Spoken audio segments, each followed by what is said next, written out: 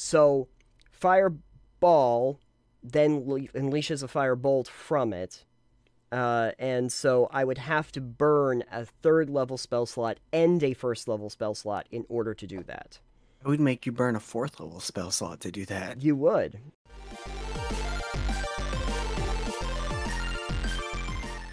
Up next is a mechanically speaking. I know we're doing those still. Because we're speaking about those mechanics? We are. This is actually a mechanic from a video game, and I wanted to talk about how you might be able to integrate it into tabletop games, which is kind of what this segment is about anyway. Or vice versa. Or vice versa. Or vice versa. Yeah. Vice versa is a little easier, I think, in a lot of cases. Yeah. The hard thing is trying to figure out how to put it into a tabletop game. But this one's a real interesting one for you, Alex. I want to throw this by you.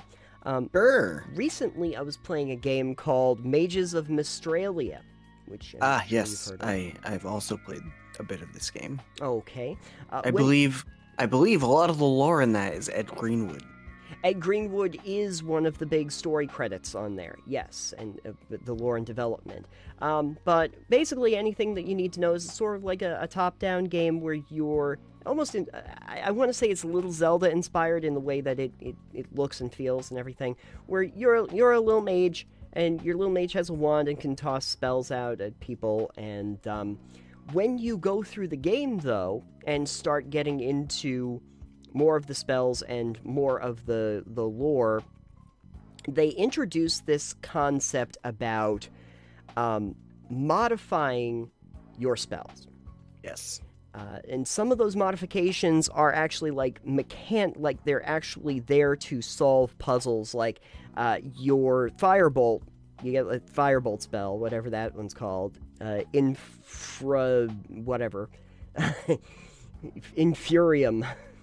Sure.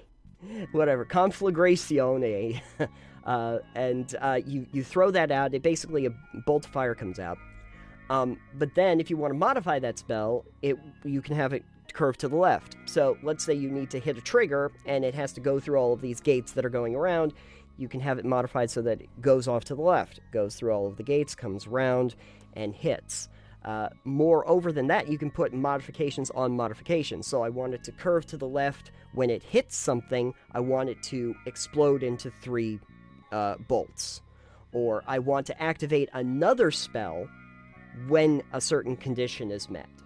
Or I want to make 3 spells and I want them to bounce off of walls, and I want another spell to happen at that same time. You can start getting kind of wacky. Yeah. With the changes that you can do, so it's not just the few basic spells that you have. Now, in a game like a tabletop RPG, your Dungeons and Dragons, etc., they don't really do this much, unless I guess you're a sorcerer. Yeah, well, I mean, previously metamagic wasn't just sorcerers. I think there were feats you could take to learn metamagic abilities. I guess. But yes, the metamagic would be the one way that you can modify spells currently in like D&D. Right. So basically, your metamagic, the idea is that you can take your spell, but maybe you can do a twinning spell so that it's twice the firebolt or whatever you're throwing off, etc., etc. And I think there's a power one, so that any ones you roll on damage. Yeah, they're mostly for optimizing spell damage output, essentially. Pretty much. Or distance, or faster, or whatever. Right. But I was thinking about taking this a little bit further than even that, to some of the actual mechanical uses of spells to actually create essentially custom effects. Or taking different spells and combining them to create a new effect. So, like, we'll take the simple idea of turning right or turning left or circling around. Most of the time, when you're firing off a ranged spell, it's a straight line. Allegedly. Or an arc. I mean, I don't think spells typically say if they're a straight line or not. Like, it has to be a line of sight, so you'd assume it's a straight line. But then you have stuff like Magic Missile. Oh, okay. Which kind of just hits the target. It just hits it. So it's still line of sight, though, is the thing. Right. And line of sight generally means straight line. Yeah, because if it's in the line of sight, but then there's a tree, it doesn't really count as a line of sight. Right. Well, on the other side, what if there's a mirror and you can see someone through the reflection of the mirror? That's true. That's in your line of sight. But then, are you hitting the mirror, or are you hitting the thing in the back of you? Or like... Well, I didn't mean behind you necessarily. I got you. Because you can angle a mirror, but... Sure. Would you have to aim at the mirror in order to hit? I don't know. It's magic. Don't know. But let's say that I have a spell that says that it's a line of sight. And Sure. I say to myself, okay, but actually I wouldn't want to do that. Maybe I want it to be a lobbed or like a mortar shot almost. I want it to go over and down or something like that. I see what you're getting at with this mechanically speaking. Exactly. So, from a realistic standpoint, should players be able to... First of all, yes. One of the old RPG systems I had been working on, you would have been able to customize how... the idea was being able to, like, Oblivion style, like, increase your damage, decrease your spellcasting cost, anything like that. You would have been able to, like, modify and augment spells to have different elements, different, things that happen, stuff like that. So, do I think that you should be able to customize your spells? Yeah. Do I think D&D is necessarily the best system for it? No, because then you give way more power to spellcasters than you do to melee. Yeah, and I think that would ranged. also... Yeah, it's also the big problem, too, with, like, the spell slot mechanism, as opposed to, like, if you had a mana system or something like that. Because, like, okay, I've modified my spell, I've augmented it, essentially, so does that mean that I have to burn multiple spell slots in order for that to happen? It would be a little bit easier if you could say, like, okay, well, we have a mana cost for spells. This is actually what they do in Mages of Mystralia. Is there's a certain mana cost. Okay, I want to modify those. Everything that I modify has an additional cost in mana for what that spell is now going to be to fire it off. Right. A little bit more customizable that way. But if we did have a system where you could put those elements on top of it, how does that lay out? Do we have like a base spell and then we start doing branching lines of like what those different elements are going to be and how? So I'm thinking that you would have like your base spell and then you would have, say, so in D&D you have your spell descriptions. You have the spell name, you have the type of spell, you know, cantrip or whatever. Let me see if I can find spell descriptions really quick. Okay. Firebolt. It's an abjuration cantrip. Okay. Casting time, 1 action, range 120 feet. Target creature or object within range. Components, V and S for visual and somatic, and duration, instantaneous.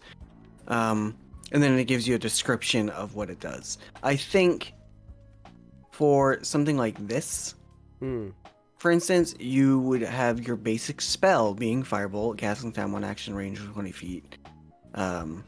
Target any one creature, or just one creature, and then your components for it, V and S. So you take that, and you'd have, my mind, you'd have like a list of different types of descriptors. Okay. So you could have a descriptor for each of the casting time, range, target, components, or duration, perhaps. Okay. Which is a lot. You could pare it down. But you could be like get rid of casting time. Maybe the descriptor changes that. So you have range, 120 feet. Okay. So that's just, you would think maybe a straight line. Maybe you could be like, all right, here's a selection of range, a radius around me, for instance, or perhaps you have it as a lobbed, like an area, a cuboid area, 60 feet away. Whatever. A bunch of different descriptors of ways you could augment that. Sure. And then you could do like, all right, well, then we have target. Do I want like one creature within range? Or maybe my target is up to 5 creatures in a 20-foot area. You know? Sure. I can see where they might be able to modify something without it necessarily being more powerful and just saying that we're just going to modify it without it being, something that we had to figure out if you need to cost more for it. So, like, they have a range of 120 feet on a firebolt, but let's say you're going to use firebolt as a sniper attack. This is a long-range attack, and you say, well, it's really something that I'm specifically using at, like, a range of about 300 feet. Okay, fine, but then that also means that you're going to have a very long, ineffective range if it's closer than, like, 200 feet. Like, yeah, you could totally do something like that. Yeah. You say that it's a ranged attack, maybe you want to make it a melee attack. Is that going to be... maybe we can modify even damage or your likelihood that you'd hit, something to that effect. You could change those things up. I think what would be interesting too, and this is something I think most DMs, you could tell me, would be okay with. If you had a spellcaster that their whole thing was like ice powers or something, or they were like an acid caster or something. They're punk rock and they're acid all day long. Yeah, acid. They're wearing those acid jeans. Changing the damage type of a spell. I think that's fine. I've done that with my druid that I had with David's campaign. Mm-hmm. I had, if you're familiar with the spell Flame Blade, okay, that a druid gets, I was like, hey, I really like this spell, but my guy is kind of all about lightning because he's a dragonborn that is got a lightning breath weapon. Sure. I was like, can I change it to lightning damage and just instead of a blade of fire, can I make it just a blade of lightning? He's like, yeah, simple elemental change. It'll do basically the same exact thing, except it won't burn them. Right. And it would still make clothing and things like that set on fire, but it wouldn't burn them. Sure. So you could have, instead of Firebolt, you could have Thunderbolt. And then that's just a thing that you do. And you just use the same stats, but it's a different kind of damage type. I don't know if that might still apply for things that are usually considered better damage types, like Force, perhaps? Maybe for Radiant? But those are situational, too. Those are situational, yeah. I wouldn't want someone to be like, can I have a Holy Blade? I'd be like... No, that's its own spell. I would be interested to see if somebody, like, wanted to say, Eldritch Blast is great, but, like, let's say that I'm, like, of the Righteous type and I want to change it from Force damage to Radiant damage. I think Warlocks are an exception here. Mm-hmm. Where they already have Eldritch Invocations to change a lot to modify their, especially Eldritch Blast. Oh, yeah. Like, you can use it as a melee attack if you take the invocation. So you could also model things off of how the Warlock does it. Sure. If maybe you make a specific class that is, like, a spell shaper. Yeah. Spell shaping would be an interesting thing. That could also be, too, if they put it on, like, feats. Like, you could have... Almost like how artificers have, like, infusions for different places where they can modify equipment that they have to augment them, but they can only have so many based on their level and like their class and their skill. Yeah, I think something like that for D&D would work pretty fine. Yeah. Now where it's going to get tricky though is that part like I was talking about with Mages of Mystralia where I fire something and on hit it has additional effects. That's just a proc. That's just a chance programmed random occurrence. Okay. That is you going, all right, this spell has a 10% chance or maybe a 90% chance to do this when it hits or to cause this effect. Got it. So then you roll your die. You roll your D100 and if it's anything above 10%, right? It's like, okay, success. Right.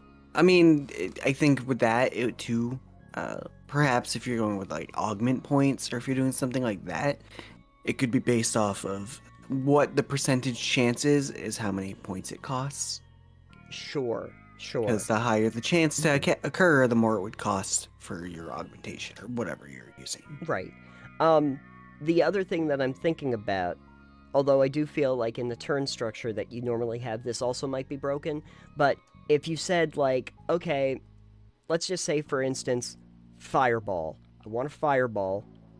It's a level 3 spell. All right. But I want the ability that when it hits, a Firebolt comes out from the Fireball. And I'm going to say that it's a cantrip in this particular case. But let's say for that, it would be casting at like a level 1. That would be like a level 1 spell for being... We have to like raise it up at least one level if it's going to be an additional effect. So, Fireball then unleashes a Firebolt from it. And so I would have to burn a 3rd level spell slot and a 1st level spell slot in order to do that. It would make you burn a 4th level spell slot to do that. You would. Yeah, because I'd have to do, because I'm adding an additional effect, so I have to go up on levels for everything that I'm adding on. Right, there. and you'd have to have a way, I think, as a sorcerer, like if you had Quicken spell as a meta magic feat, you could probably get away with it pretty easily. Sure. But like, you would either need to spend a round of combat to like prepare that, for instance. Yeah. Or have one where you're down after that. Like, you can't take actions after that, Yeah. You'd have to have something to balance it, because if you're able to cast 2 spells and one's not quickened like that, that's a little broken. It's especially broken if you think about some of the combinations you would get into with the spells in D&D. Yeah, I cast Grease, and as soon as Grease hits, a Fireball lobs onto it. Oh, yeah. Or, this is even fun, too. I just have my basic old Firebolt or something like that, and then I also have Hold Person at the same time. So now your clothes are on fire, and you also can't move. So, there you go. I mean, you can do that with other things, just like Ignite. Yeah. Just set someone's clothes on fire. Yeah. It's a cantrip. It's not going to do damage to the person, but you did set his clothes on fire, so now he's taking fire damage. Exactly. And hey, you know what? Wouldn't it be great if you could do something like paralyze and also like heat metal at the same time? I cast heat metal and turn their armor basically onto fire so that they keep taking fire damage, and then also paralyze them at the same time so that they can't take their armor off. They can't take the armor off, so you can keep doing bonus damage to them. This is where things get kind of broken, and you'd need to figure out how to mitigate that. Probably that since you're essentially like almost taking 2 actions in a round, you have to mitigate that with them not being able to do something. Yeah, I think having some kind of mana cost would be a lot easier to deal with that. Because then it's like, all right, can I do this? Do I have the mana for it? Sure. It's like, yeah, but now I have to wait until I have mana to do things again. Yeah. There's also the possibility that if you were interested in something like this, we were talking about the possibility of doing subclasses, that based on your level of subclass or maybe your modifier for whatever your spellcasting stat is, having like points that you could use between long rests that are like fusion points. And so fusion, and you, and you don't watch DBZ, so that's right. But if you had these fusion points or whatever, you burn one of those and you can attach a spell onto a spell, and that accounts to something. But you'd probably have to burn a number of those based on the levels of spells you wanted to. Something like that. I know I had tried to make a conversion for mana for D&D 5e. I remember that. So. Yeah. I mean, it's definitely doable.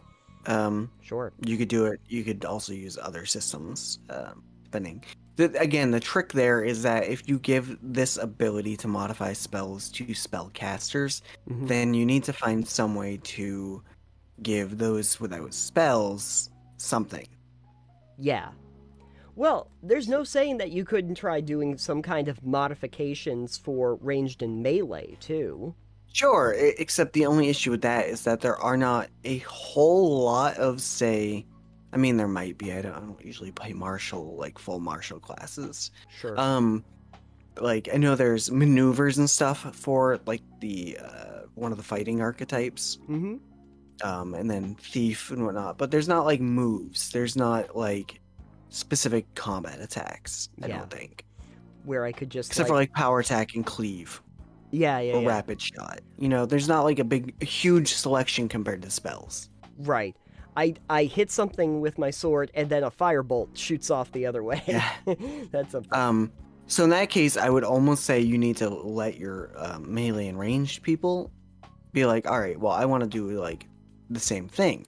So you need to be able to like, I want to have a couple attacks at the ready and just like a normal attack, and then say maybe I want a flurry. Sure, If you sure. will. Sure. Like, okay, you're using a light weapon, so you're gonna have like your rapier, and you're gonna do a flurry. And it's like flurry. You could be like, it kind of acts like flurry of blows, maybe. Sure. It's a bunch of stabs. You take, it's harder to hit, but you take more attacks. Okay. And then maybe it costs amount of either stamina or again points to do these things. I see. Okay. I can see the possibility too of for like ranged attackers, like you have your ranger and they got the bow and they're ready to fire off an arrow. Almost do like the curve the bullet thing, so that if maybe you can't see the target and maybe you're taking disadvantage on it, but like you can, like it's not clear line of sight where you have a thing, but I want to be able to try and hit through a tree line, right? Like maybe I could take some point or something that says that I'm doing an expert move. You just shoot through the trees. Just shoot right through all the trees. Yeah, all the trees. It's a laser bolt. Yeah. Now I have a laser crossbow. Yep, I'm firing my laser. I'm firing. Now I have a laser crossbow, everybody. Everything's fine. Everything is perfect. And I get burn damage, and then a firebolt comes off of it at the end, and then we're all great. Yeah, I mean, I would like to see that level of customization in a spell system for more games. I think the problem is that a lot of systems, D&D included in that, don't really lend themselves to that the way they were developed. That they kind of have to just have whatever the spells are and just go with that. Yeah, it's hard to modify unless you get, again, right into the homebrew and stuff. It can be. Yeah, I mean, even in decentralized systems, like when I was playing Open Legend and stuff, is that they'll make it a little bit more vague, the different abilities that you'll have, but they still kind of have rules that you're following for what those actions are or what those feats are that you would be taking. I don't usually see systems where they specifically make a way for you to modify spells. And what would be neat is if you wanted to build a system specifically for that, I could really see a possibility of saying, okay, so here's your spell creation module, and like you can create a spell, like say your 3rd level spell is worth X number of points.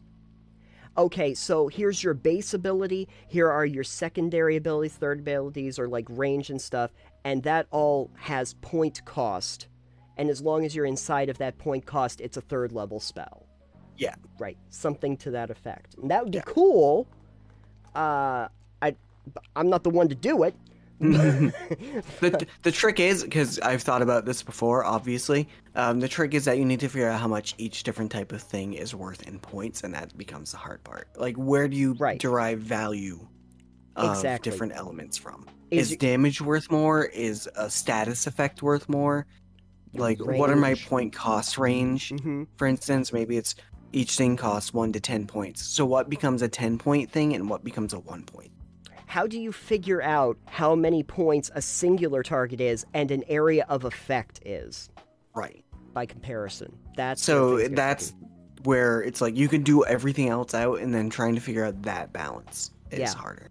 That's where the compounding problem happens, because if you say, like, it's X number of points for an area of effect attack, but it's also X number of points for a damage increase, if I just pump into all of that for whatever points I have, I might not be able to do much, but that seems like it's going to be a very large amount of damage in a very large area of attack, even if I don't have range or anything like that.